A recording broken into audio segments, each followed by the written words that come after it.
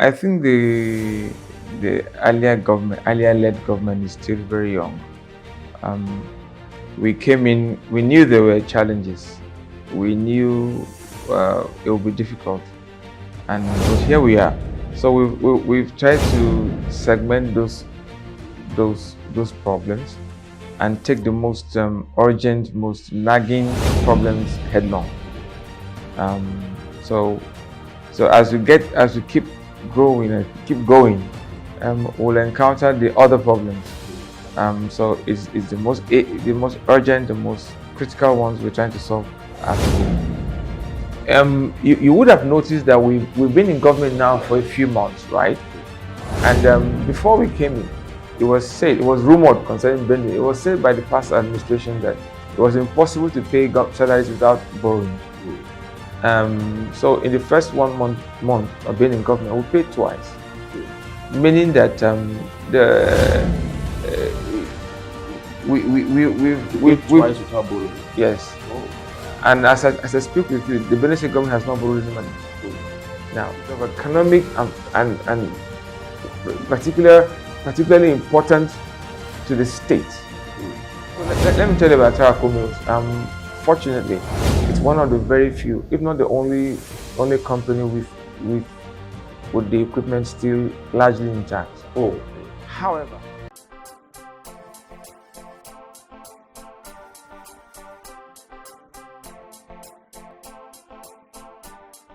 recently, Benue captured the attention of the nation with a daring daylight robbery in Otukpo, the city known fondly as Texas. The epithet Texas is a testimony to Otukpo's wild west reputation as a place where anything is possible, the good and just any surprise. The name Texas being applied to Otukpo is not actually a misnomer. Texas was indeed a part of the Wild West, a term referring to the American frontier in the 19th century that was characterized by mindless lawlessness and a cowboy culture. In the 1800s, portions of Texas experienced lawlessness, earning it that reputation of the Wild West, with cowboys actually ruling the land. Presently, Texas has retained elements of its Wild West history, with places like Bandera being known as the cowboy capital of the world. The state embraces its cowboy culture as seen in events like the Wild West Fest and businesses like the Wild West store in Dallas. In this case, Otukpo is the place where, despite being the home of political bigwigs, including the likes of the former Senate President, David Mark, and the sitting Senator, Abba Moro, who was Minister of Interior, as well as many retired generals, all its road networks are made of mud. The roofs are red, but Otukpo is also the home of legends, Nigeria's pride such as Bongo Sikwe and Two-Face Idibia. So, you see what Otukpo is capable of. But how can the new government in Benue harness these abilities of centers like Otukpo, Makurdi, Boko, and Zakibiam to regain Benue's place of pride in Nigeria as a food, tourism, and entertainment hub? To explore these and other questions, Akweya TV sat down to have a chat with Mr. Michael Oglegba, the Benue State Commissioner for Finance and Economic Planning, a man who came with stellar credentials from the private sector, exemplified what the Reverend Gentleman, Father Dr. Hyacinth Alia, had to give in his aspiration for governor of the state created in 1976 and known as the food basket of the nation. Alia told the world that he was poised with a genuine desire to protect, stabilize, and propel the wheels of Benue State onto the path of sustainable economic growth and development. Is he on the right path towards achieving this? We began our chat with Mr. Michael Oglegba by talking about an update he gave on social media about what the Alia-led administration had achieved so far. In the update, which we published on our website, akweyatv.com, Mr. Michael Oglegba said, "Rebuilding Benue will be on various levels, physical, mental, and spiritual, not an easy task for the uninitiated. The good news is that the task has begun in earnest with lessons learned." Close quote. He then went on to say Alia has started making good on what he promised the state. Quoting him, "A promise made and a promise kept," he wrote. "Salaries and pensions have been paid without fail on the 25th of every month. Gratuity payments, 100% on retirement, are not left out. Work is ongoing on 16 new roads within Makurdi. When the Light Up Makurdi project is done, every street would have renewable solar street lights." We congratulated him for this, but we had a few questions to ask. Congratulations, Honorable Commissioner, sir. Recently, you gave us an update of the things that your government, the government of Reverend Father Hyacinth Alia is doing since he came into office. And want to say congratulations, but there are lots of demands still. How do you feel so far in the past 4 months or 3 months in office? Okay. I think the Alia-led government is still very young. We came in, we knew there were challenges. We knew it would be difficult, but here we are. So we've tried to segment those problems and take the most urgent, most nagging problems headlong. So as we keep growing and keep going, we'll encounter the other problems. So it's the most urgent, the most critical ones we're trying to solve as we go. Of course, you know that before we came in, people were owed salaries and months on end. People were owed gratuity for years. Pensions had literally stopped. Makurdi was filthy. They had not collected refuse from Makurdi for months. Morale in the civil service was at an all-time low. It was so bad that the government had asked people to come to work. They had declared a 2-day or 3-day work week. The rest of the days go and farm. All the companies in the state were moribund, dead, absolutely dead. So even when there was private sector intervention, like the Bank of Agriculture came to Benue State and gave loans and declared that Benue State was a no-go zone for them because the payment was less than 5%. So the psyche of the people had been damaged by this lack of things had gone very bad. Yeah. So we are trying to take this problem piecemeal, one at a time, and to get out of this hole, like the Americans would say. So it's been a very challenging few months. Exciting too, because when you solve one problem and you see the smiles on the face of people, it encourages you to do more. I didn't mention security. Insecurity was, you know, these days when you mention clashes between tribes or interest groups, you call Benue. So bandits are taking time to taking Benue as a project. And there was a recent robbery, bank robbery. Yeah, and the recent bank robberies. I like to say this: when you cut off the head of a snake, the body will keep moving. I see that as the body moving. We've done a lot in terms of securing Benue. If you notice, the the industrial style killing that had been going on before we got here. Yeah. The mass killings, you hear 10, 20, 40 in different places. That had cooled down, slowed down considerably. The Otupo mayhem was most unfortunate. Most unfortunate. Why was there no response at all? Before we talk about the response, there was a massive failure of intelligence. 30, 40 people cannot move on 4 banks without somebody seeing something, somebody saying something, without a response from all the security agencies.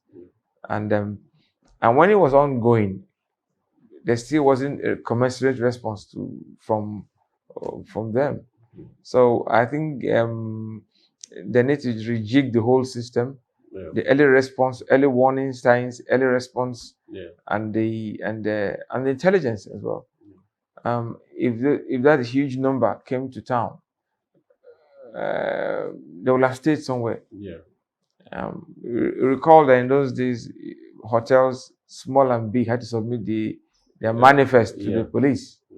Those kinds of things, we need to go back to them. We need to ensure that there's intelligence from those locations. And this is about trust, isn't it?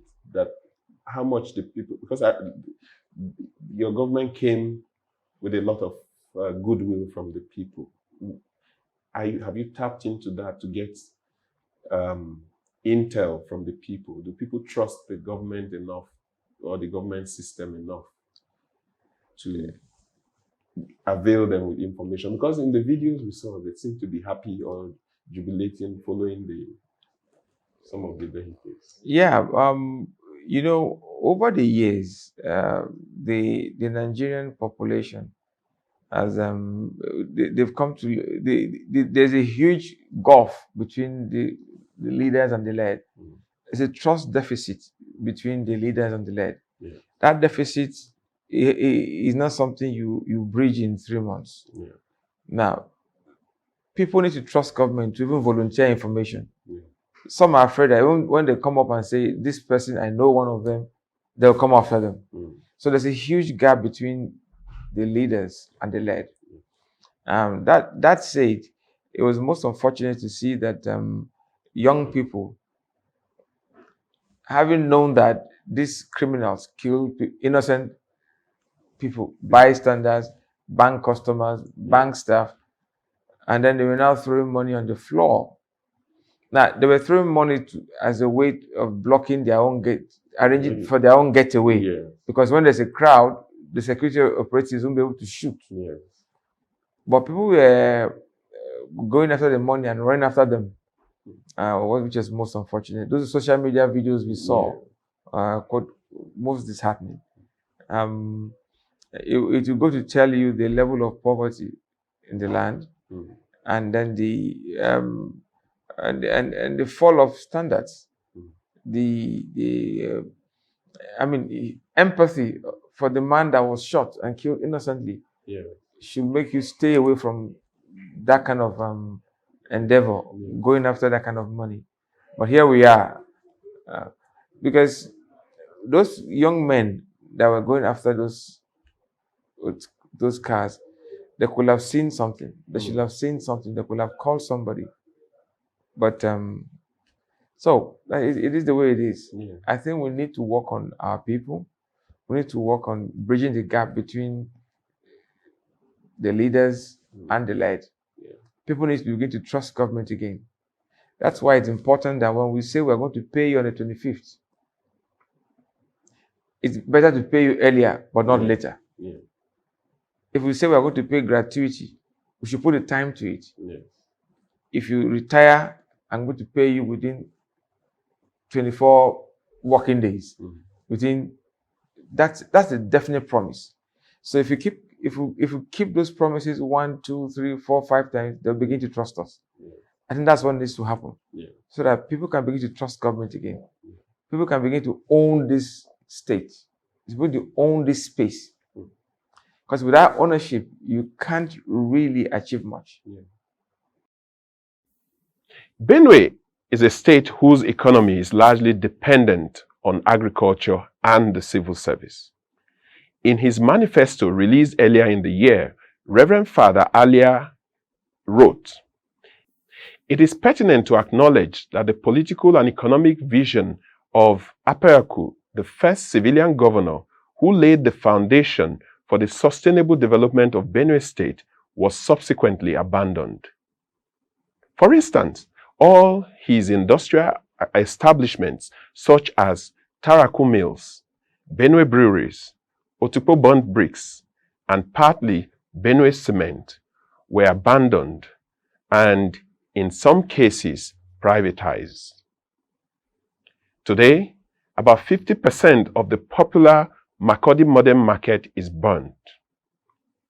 In the same vein, most public primary, secondary, and tertiary institutions have been poorly funded. This has allowed for the proliferation of private schools, putting significant financial burden on Benue parents." Close quotes. We asked Michael Oglegba what is being done about all of this. How is the Benue economy so far? You know, I mean, you've met an economy that is almost, dilapidated. What are the shining lights that we are seeing, or what are the actions you have taken with respect to maybe fiscal responsibility and some other things within the system? You would have noticed that we've been in government now for a few months, right? Yeah. And before we came in, it was rumored concerning Benue, it was said by the past administration that it was impossible to pay salaries without borrowing. So in the first 1 month of being in government, we paid twice, meaning that we've twice without borrowing. Yes. Oh, okay. And as I speak with you, the Benue State government has not borrowed any money. Now we've paid. We've built 16 roads in the state capital. We've renovated the House of Assembly. It's ongoing. The Secretariat is about to start. We've paid today. If you leave the service, that same month you get 100% of your gratuity. Wow, 100%. Wow. Not even in bits. You get your gratuity, and that same month you are put on pension. So how is this happening? All within government available resources. This is what we've done. We've reduced the cost of governance to the minimum. Okay. It's still work in progress, but we've cut off those loopholes. Yeah. It's like pouring water in a basket. You will never get results. Yeah. So we've removed the basket. We brought the bucket. So we've started the process of pouring water in the bucket. Okay. And we want to keep it that way. So we've reduced the cost of governance to the minimum. Yeah. We're still going. We've made very, very personal. The government has sacrificed its own comfort so that the people will get the benefit of the change that they've longed for and they've voted for. So if you reduce the cost of governance, we've also reduced the wage bill to reasonable amounts. I mean, before now, the level of pilferage and brigandage that was going on, using payroll as an excuse, was mind-boggling. Like I tried to tell somebody recently that Benue looked like an active crime scene with an active shooter on site. The protocol you use to deal with that situation is different from what you use to deal with a normal situation. Yeah. And that's why we closed the accounts. Wow. The accounts remain closed as I speak. That may not sound like a good policy, but like I said, it's an active shooter on site. It's a different set of protocols that you deal with. Yeah. So we reduce the cost of governance to the minimum. We are working with our partners to see if, incidentally, the United Nations, international organizations will look at African countries and states and tell them, it will be good if you did the right thing. If you do that right thing, I'm going to give you money. It may sound as every normal person should be offended that somebody is paying you to do the right thing. Yes. Unfortunately, right up to now, a state will take the money and still do the wrong thing. So these monies are available outside. So they tell you, do the right thing and we'll give you money. So we're doing the right thing willingly because it's the right thing to do. Yes. Not because they are paying us. If you pay us, it's an extra incentive, right? So that's where we're going. We want to fund this process by partnering with such organizations. We will borrow if only for specific projects that are either will pay back the money or is of economic and particularly important to the state, but not for frivolous reasons.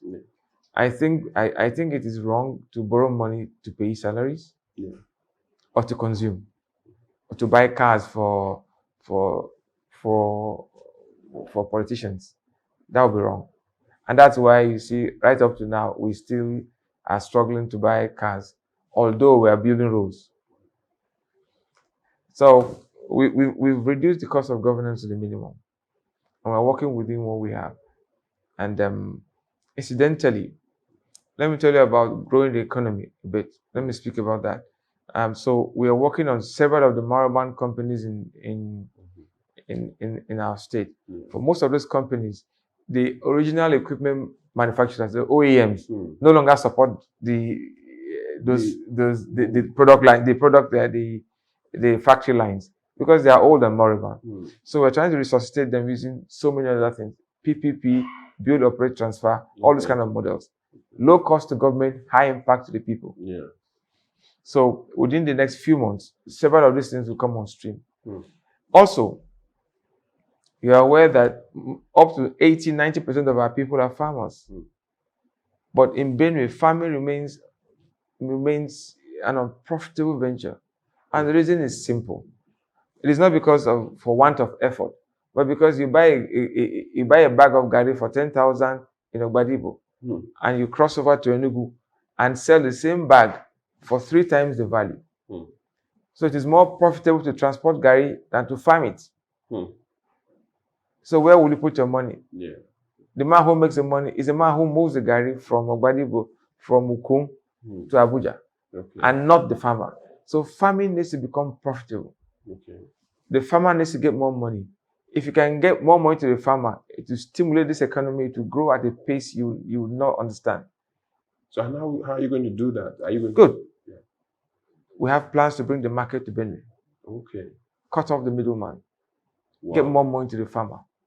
That is the medium-term plan of government. That's the way you can have sustainable growth. So you farm, you make money. When the farmer makes enough money, he takes his child to a good school. The proprietor makes more money. The bookseller makes more money. The medicine dealer makes more money. He builds a house. Everybody makes money. That is how to stimulate the economy on a sustainable basis. So paying of salaries is just for a tiny section of less than 5% are employed in the formal sector. Most of us are most of the people in this state are in the informal sector. They are farming and all that. Cutting down the cost of governance. I mean, you've done a lot, but there are also concerns. We read on social media so many appointments by His Excellency, special assistants and advisors. Isn't that going to bloat the cost also? Because some people think those positions are repetitive, so there may be redundancy. You may need to, all the things that relate to the office. I've seen those things, but you see, before you employ somebody, you do a cost-benefit analysis. You do for that role. You say, what is the value of this person to the system? What does it bring on board? What does he or she bring on board? Is this commensurate? What we're going to pay? Is it value for money? Those things are done before somebody is brought in. They're not just brought in arbitrarily.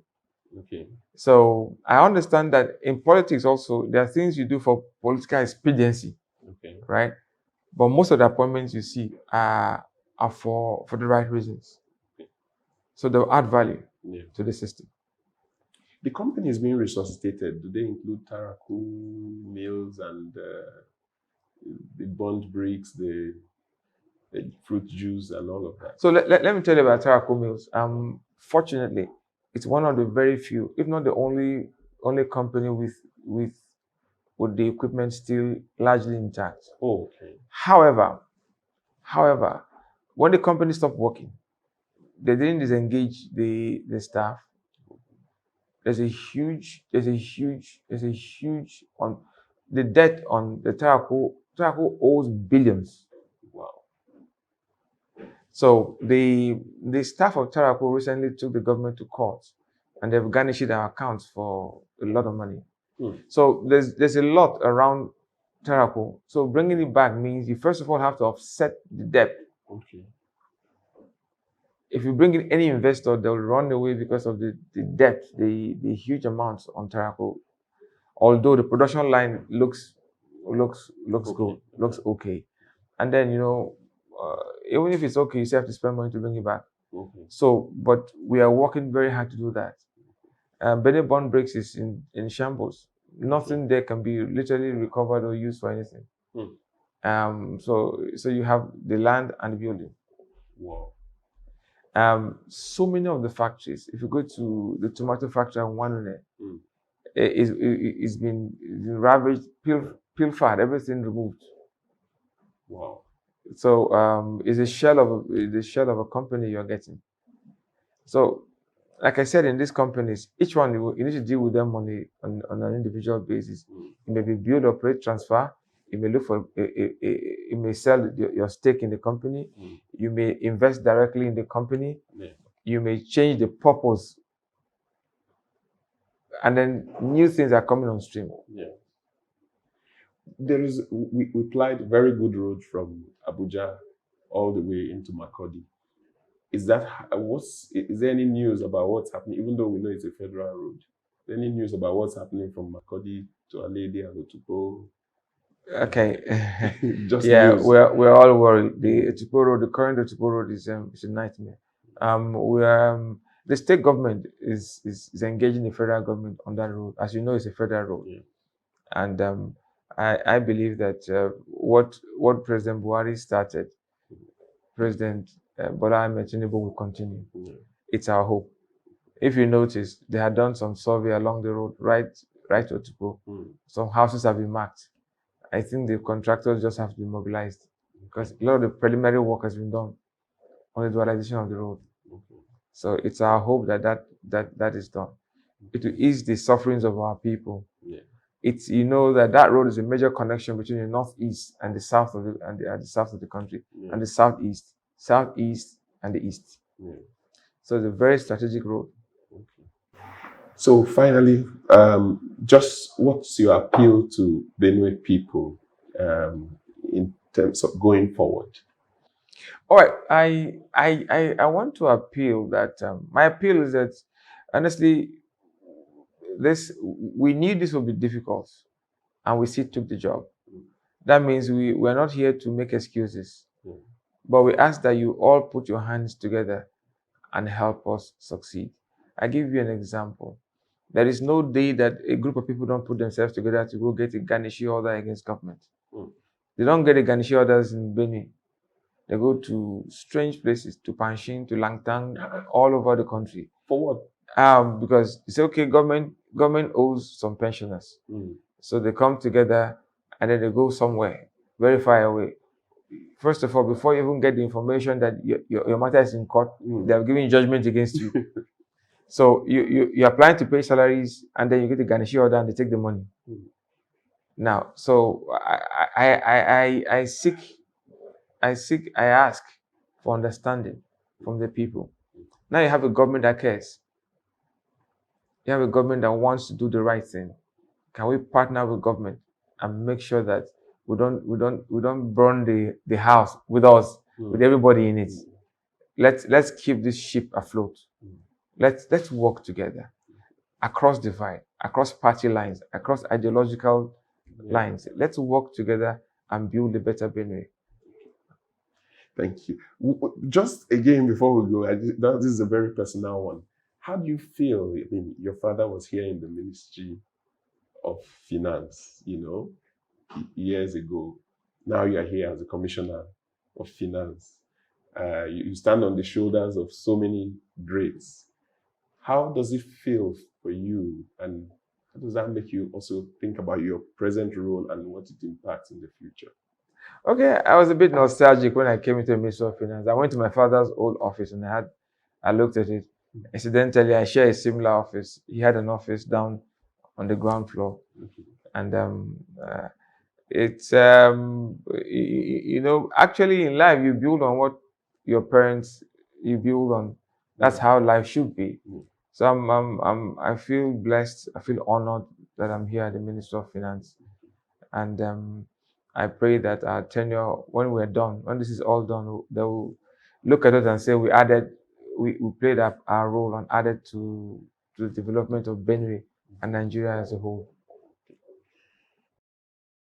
Thank you so much for staying with us on this conversation. We really appreciate. Please share this video, and we would like to hear from you because your comments are valuable.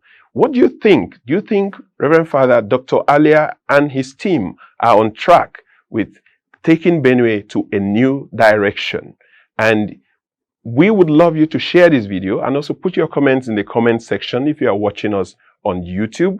But if you are not, if you are watching us on NTA Makodi, do hop onto YouTube or any of the social media platforms and send us your comments, and we will really appreciate that and share it in our subsequent programming. We appreciate your support. Share this video. Please subscribe to the channel. If you want to also reach us by WhatsApp, we are on 09044 800 200 or at Akweya TV on all social media platforms. Thank you for your support.